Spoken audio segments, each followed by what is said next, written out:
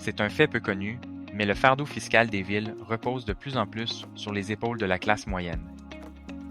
Présentement, les propriétaires de maisons de la classe moyenne voient leur compte de taxes augmenter progressivement avec la hausse de la valeur de leur maison. Mais les propriétaires de maisons de grande valeur, dont la valeur augmente proportionnellement moins rapidement, voient leur compte de taxes de leur côté augmenter de très peu ou même de plus en plus diminuer. Les villes n'ont présentement pas le droit d'utiliser la valeur d'une propriété résidentielle comme critère pour déterminer le taux de taxation, mais elles peuvent le faire pour les bâtiments commerciaux et industriels. La loi sur la fiscalité municipale interdit l'utilisation de la valeur d'une propriété comme critère.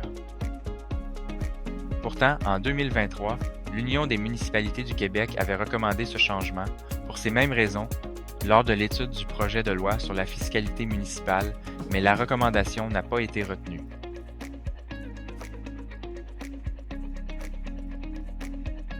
Je m'engage à demander plus d'équité dans la fiscalité municipale auprès du gouvernement du Québec et de notre ville. Il faut que la loi change afin de permettre aux villes d'établir un équilibre fiscal qui fait du sens. J'ai même déjà lancé une pétition que je vous invite à signer et à partager pour demander au gouvernement du Québec de faire ce changement.